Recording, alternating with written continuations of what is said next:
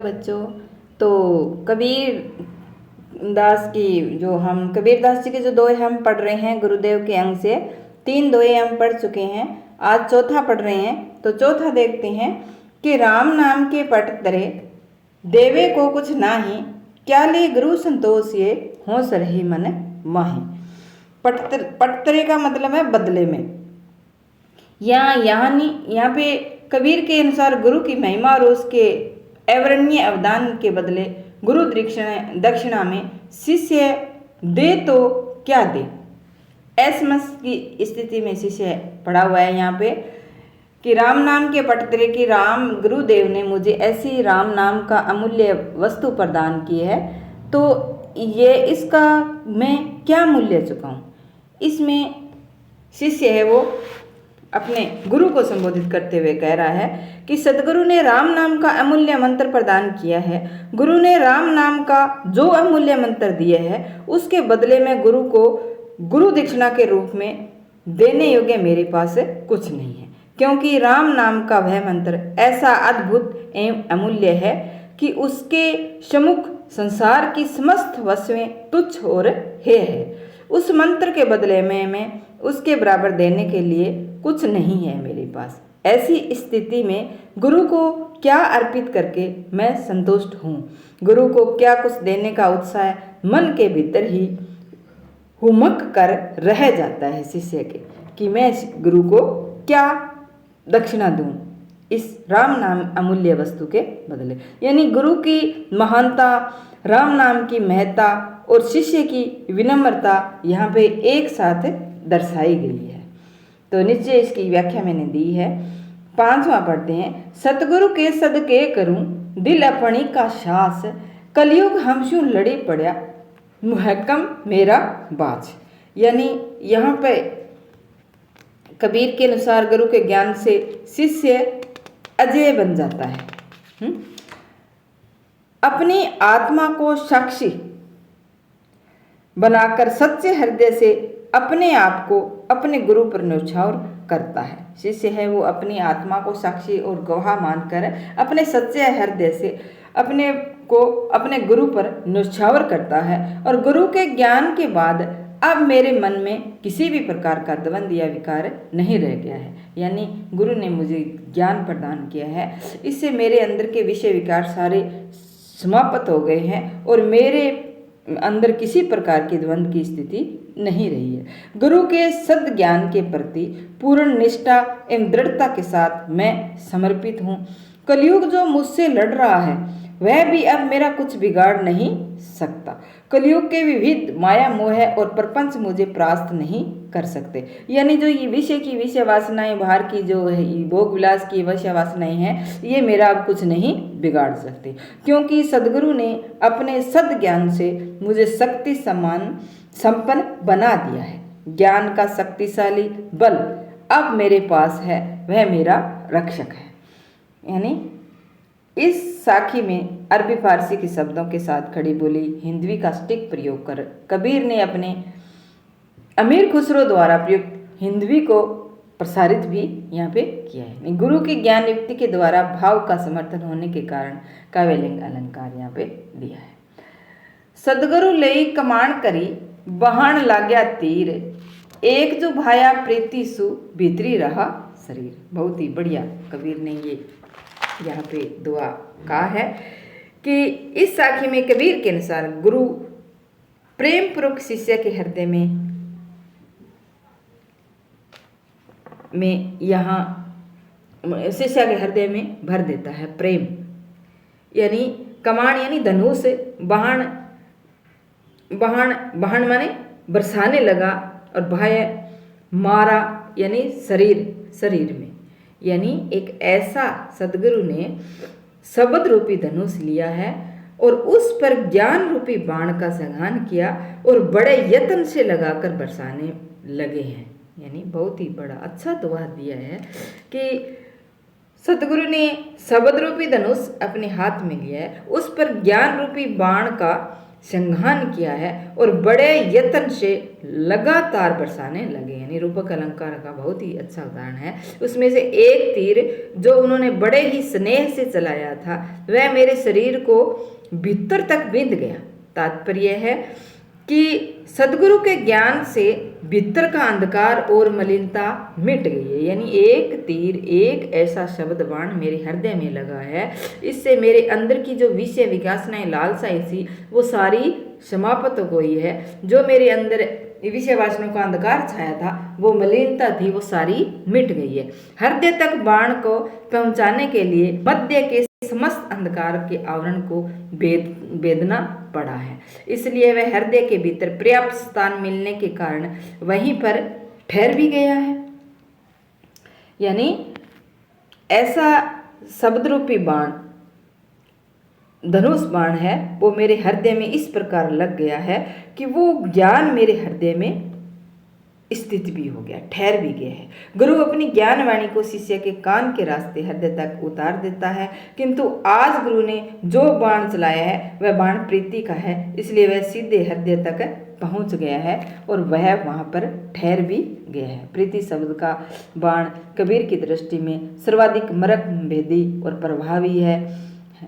तो रूप क्या अतिशयोक्ति अलंकार है, बाह्य प्रीति सु इसके अंदर सदगुरु सावा सूर्या शब्द जो भाया एक, लागत ही में मिल गया पड़ा कलेजा छेक। सूर्य यानी सुरमा, वीर। शब्द यानी उपदेश, बहाया यानी मारा। यह मैं का मतलब है अहंकार, आत्मज्ञान। कबीरदास जी कहते हैं कि सदगुरु सच्चे सूरवीर हैं। सतगुरु सावा सूर्या, मेरे सतगुरु है वो सच्चे सूरवीर है। उसने शब्द बाण को चलाकर शिष्य को वैसे ही धारशायी कर दिया है जिस प्रकार रणभूमि में एक सूरवीर अपने विरोधी पक्ष को बाण वर्षा करके परास्त कर देता है? उसी प्रकार सदगुरु ने शब्द ज्ञान या उपदेश का एक ही बाण चलाया जो शिष्य के कलेजे से समा गया और उसके अंदर घर कर लिया है। माया, मोह, अज्ञानादि के सारे विपक्षी योद्धा घायल हो गए हैं, परास्त हो गए हैं और विषय वासना जल गई है। शिष्य का सारा लगता ही में मिल गया, यानी शिष्य का सारा अहंकार मिट गया और आत्मज्ञान हुआ है और उसे आत्म साक्षात्कार हो गया। पड़े कलेजे को इस प्रकार से छेद दिया है कि उसे आत्म साक्षात्कार हो गया है। यह सब सदगुरु के उपदेश प्रेम बाण का ही परिणाम है। यानी सांग रूपक का अलंकार का उदाहरण बहुत ही श्रेष्ठ है इसमें है। तो ये व्याख्या मैंने नीचे दी है, आप इसको आराम से पढ़ लेना, याद कर लेना। सदगुरु मार्या बाण भरी, धरी करी सुधी मीठी, आंगी उघाड़े ला गया गई दवा सू फूटी। यानी गुरु का ज्ञान रूपी बाण के प्रहार से शिष्य को निर्मल एवं विकार रहित यहाँ बना दिया है। सुधी मुठी, सीधा, मुठ सीधा लक्ष्य, यानी उघाड़े नंगा, उघाड़े या नंगा, दावा है, मारा भरी पूर्ण शक्ति से, दवा अग्नि, जो दवा अग्नि है जो जंगल में लगने वाली आग को दवा अग्नि कहते हैं। सदगुरु ने साधक के ऊपर उपदेश बाण को पूर्ण शक्ति से खींचकर एक मूठ को सीधे लक्ष्य पर केंद्रित करके मारा है।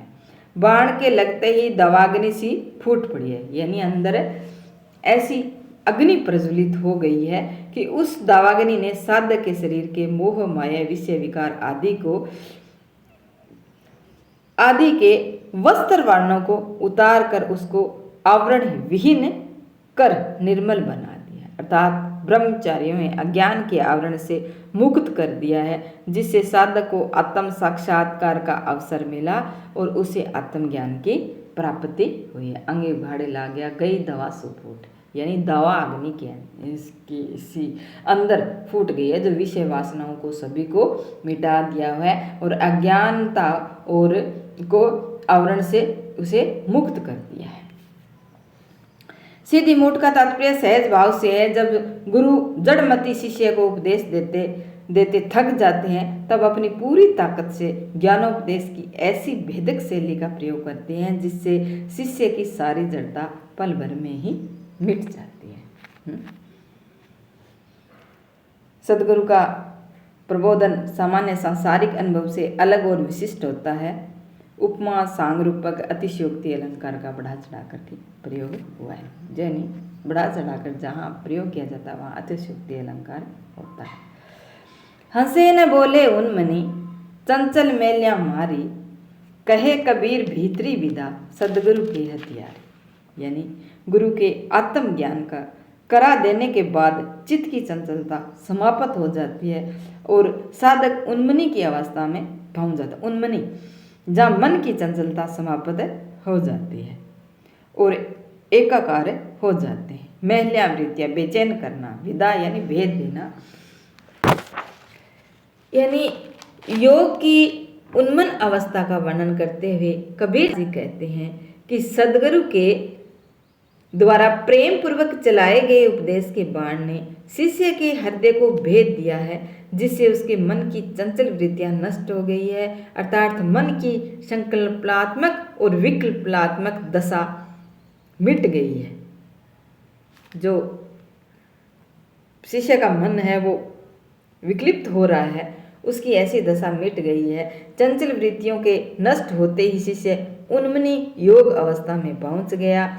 परिणाम स्वरूप शिष्य न तो हंस पाता है और न ही बोल पाता है, अर्थात सांसारिक हास विलास तथा राग विराग द्वेष से वह मुक्त हो जाता है और ज्ञान की चक्षु उसके खुल जाते हैं। उन्मनी यानी हठ योग की अवस्था है और इस अवस्था में मन स्थिर हो जाता है और मन ना तो बोलता है और ना ही हंसता है। यानी हंसे न बोले का लाक्षणिक प्रयोग है, व्यंजना है यहाँ कि मन का स्वाभाविक व्यापार समाप्त हो जाता है और वह एक विचित्र शांति का अनुभव करता है जिसका वर्णन ही नहीं किया जाता। रूप का अतिशयोक्ति अलंकार का प्रयोग हुआ है। गूंगा हुआ बावला, बहरा हुआ कान, पाँव थे पंगुल भया, सदगुरु मार्या बाण। यानी गुरु के द्वारा मारे गए ज्ञान के बाण से समस्त ज्ञानेंद्रियों की चंचलता विकलता समाप्त हो जाती है और साधक का मन चित्त स्थिर हो जाता है। पाँव से, पैर से, बावला यानी वाचाल और पंगुल यानी लंगड़ा। सदगुरु के द्वारा चलाए गए शब्द बाण के लगते ही बावला अर्थात वाचाल शिष्य गूंगा हो जाता है, कान वाला बहरा हो जाता है और पैरों के बल पर इधर उधर भटकने वाला पाँव से लंगड़ा भी हो जाता है। पाँव थे पंगुल भया है हो जाता है, अर्थात उसकी चंचलता नष्ट हो जाती है और वह स्थिर प्रज्ञ बन जाता है। कबीर ने इस साखी में यह संकेत दिया है कि सतगुरु के ज्ञान से ज्ञानेंद्रियों की चंचलता समाप्त हो जाती है और वह अंतर्मुखी हो जाती है। अंतर्मुखता के कारण साधक शिष्य अपने भीतर के ईश्वर का साक्षात करने लगता है। और कवि ने गूंगा, बहरा और लंगड़ा जैसे 3 शब्दों के प्रयोग द्वारा इंद्रियों की विषयहीनता की सूचना दी है। इसमें देहाभ्यास से उद्ध्रव गमन की व्यंजना है। अन्योक्ति एवं अनुप्रासंग अलंकार का यहाँ पे प्रयोग हुआ है।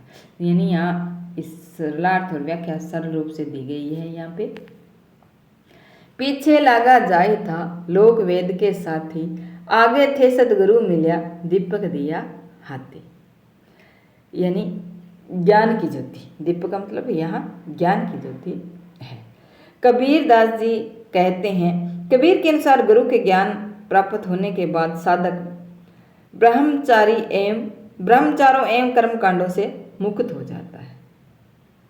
कबीरदास जी कहते हैं कि मैं बिना सोच विचार किए लोक वेद के पीछे पीछे चला जा रहा था कि आगे सदगुरु मुझे मिल गए। पीछे लगा जाए था लोक वेद के साथी, यानी मैं तो लोक वेद के साथियों के पीछे चला जा रहा था कि आगे सदगुरु मिल गए। उन्होंने मेरे हाथ में ज्ञान का दीपक थमा दिया। कहने का आशय यह है कि मैं लोक और वेद की मान्यताओं के चक्कर में पढ़कर सच्चे मार्ग को भूलकर संसार में भटक रहा था, लेकिन गुरु ने ज्ञान प्रदान करके भटकाव को समाप्त कर दिया है। आगे थे गुरु मिलिया दीपक दिया हाथ, ज्ञान रूपी दीपक मेरे हाथ में दिया है। यानी गुरु ने मुझे ज्ञान प्रदान किया है और इस भटकाव को समाप्त कर दिया। इस बार भक्त से पूर्व की स्थिति का वर्णन है। सदगुरु के मिलने से पहले साधक लोकाचारों के पीछे लगा हुआ था और संसार में भटक रहा था। ज्ञान दीपक के प्राप्त होते ही वेद विहित मान्यताओं का पुनर्निरीक्षण किया और अपेक्षित को ग्रहण किया तथा अनपेक्षित को नकार दिया। वेद का अर्थ है शास्त्र और लोक का अर्थ है परंपरा। यानी भगवान की प्राप्ति में लोक वेद बाधक बनता है। दीपक में रूप का अतिशयोक्ति अलंकार का प्रयोग हुआ है। दीपक दिया, दीपक और दिया दोनों में छिका अनुप्रास अलंकार है। दीपक दिया तेल भरी बाती, दई अघट पूरा किया विषावना, बहुरिन आए हट। यानी यहाँ सदगुरु ने प्रेम रूपी तेल से भरकर ज्ञान रूपी दीपक प्रदान किया है और ज्ञान के उस दीपक में उन्होंने कभी न घटने वाली अघट बाती डाल दी है और उसी अखंड दीप के प्रकाश में संसार रूपी बाजार में मैंने जन्म मृत्यु की पूरी खरीदारी कर निर्धारित व्यापारियों का पूरा कर लिया है। यानी दुष्कर्मों को बेच दिया है अर्थात उनका त्याग कर दिया है और पुण्य कर्मों सदकर्मों की खरीदारी कर मुक्ति के बहुमूल्य पदार्थ को प्राप्त कर लिया है। अब इस संसार रूपी बाजार में दोबारा आना पड़ेगा। कहने का तात्पर्य यह है कि ज्ञान प्राप्ति के बाद मनुष्य जन्म मृत्यु के चक्कर से परे हो जाता है अर्थात आवागमन से मुक्त होता है। दीपक दिया तेल भरी बाती हुआ अघट पूरा किया विषावना बहुरे नावाट। यानी दोबारा इस संसार में जन्म से मनुष्य मुक्त हो जाता है। पूरा किया विषावना इस बात का संकेत है कि भगत के संचित क्रिया और प्रारंभ तीनों प्रकार के कर्म नष्ट हो जाते हैं। पुनर्जन्म की यहाँ विवेचना हुई है। दीपक में रूप की अतिशयोक्ति और दिया में दिया दीपक दिया तेल दीपक दिया में छिका अनुप्रास है। ज्ञान प्रकाशा गुरु मिल्या सो जिनि बिसरी जाई, जब गोविंद गुरु कृपा करी तब गुरु मिलिया आई। यानी यहाँ पे सदगुरु की प्राप्ति आसान नहीं है। ईश्वर की जब कृपा होती है तभी सदगुरु मिलते हैं। विस्मरण करना भूल जाना छोड़ना यानी जिन्हें छोड़ देना और जिन्हें यानी नहीं। गुरु के मिलने से ज्ञान का अभ्युदय हुआ है। गुरु प्रदत्त उस ज्ञान को भुलाना नहीं चाहिए क्योंकि गुरु का और गुरु ज्ञान का मिलना आसान नहीं है। जब गोविंद या ईश्वर की कृपा होती है तभी तो गुरु मिल पाता है और गुरु ज्ञान देता है। कहने का यह आशय है कि शिष्य साधक का यह कर्तव्य होता है कि वह गुरु से प्राप्त ज्ञान को अपनी साधना से नित्य बना ले और अपना ले। गुरुदेव से भेंट होने पर ही हृदय में ज्ञान का प्रकाश फैलता है और ऐसे गुरु उसके द्वारा प्रदत्त ज्ञान से विमुख नहीं होना चाहिए। यह प्रभु कृपा का ही फल है जो गुरुवर मिलते हैं। यानी गुरु ही प्रभु को मिलाता है और गुरु के ज्ञान से ही मनुष्य ज्ञानवान बनता है। तो यहाँ सदगुरु का प्राप्त होना आसान नहीं है। ईश्वर की जब कृपा होती है तभी सदगुरु मिलते हैं। ऐसे दुर्लभ गुरु की और उनसे प्राप्त ज्ञान को गंभीरता से लेना चाहिए। कबीर गुरु गर्भवा मिल्या रल गया आटे लूण। बहुत ही बढ़िया इस दोहे में कबीरदास जी ने किए है। जाति पाति कुल सब मिटे नाव द्रोंगे कौन। यानी ज्ञान की प्राप्ति के बाद साधक का अहंकार मिट जाता है। ज्ञान प्राप्ति हो जाती है जिस साधक का अहंकार है वो मिट जाता है। आत्मा परमात्मा की भेदता यहाँ पे मिट जाती है और दोनों ही क्या है अभेद बन जाते हैं। गुरु भारी गरवा यानी गौरव में महिमा संपन्न रली गया यानी मिल गया, घुल मिल गया, लूण यानी नून नमक, नाव यानी नाम से कोण यानी कोना सा। ये कठिन शब्द मैंने जो नीचे भी दिए हैं। कबीरदास जी कहते हैं कि मुझे गौरवशाली आत्मज्ञान तथा तत्व ज्ञान से संपन्न महिमा मंडित गुरु मिल गए हैं। वैसे समर्थ गुरु की कृपा मिल रही है और उनके ज्ञान उपदेश से मैं शुद्ध चैतन्य अर्थात ईश्वर के साथ वैसे ही घुल मिल गया जैसे आटे में नमक मिलकर एक अयज्ञक हो जाता है। यानी गुरु कबीर गुरु गुरुआ मिल्या रली गया आटे लूण, यानी जिस प्रकार आटे में नमक डालते हैं तो वो इसमें एकमिक हो जाता है, इसी प्रकार गुरु भी अपने शिष्य भी अपने गुरु में के उपदेश से इस प्रकार से अपने शुद्ध चैतन्य अर्थात ईश्वर के साथ वैसे ही घुल जाता है और अपना अस्तित्व खो देता है। गुरु ज्ञान के कारण प्रभु से मिलना हुआ और मेरा स्वतव अर्थात अस्तित्व मिट गया, अहंकार मुक्त हो गया और मैं स्वतंत्र हो गया। मेरे स्वतंत्र व्यक्तित्व के बोधक जाति पाति कुल आदि सब नष्ट हो गए। जाति पाति कुल सब मिटे, नाम धोने कौन, यानी ये जो जात पात का भेद था वो सब मिट गया है और कुल आदि सब नष्ट हो गए हैं। अब मुझे गुरु से पृथक मानने के लिए संसार किस नाम से पुकारेगा। भाव यह है कि अब मेरा गुरु के साथ ऐसा ऐक्य स्थापित हो गया है कि मेरा अब कौन सा नाम द्रोणी कौन, यानी मेरा कौन सा नाम है होगा। मैं तो अब गुरु के लिए इस संसार के किस नाम से मैं पुकारा जाऊंगा, तो मेरा गुरु के साथ ऐसा ऐक्य स्थापित हो गया। भक्ति के प्रभाव से भगत भी भगवान रूपी हो जाता है और इस साखी में गुरु की महिमा उनके द्वारा दिए गए ज्ञान के प्रभाव को व्यंजित किया गया है।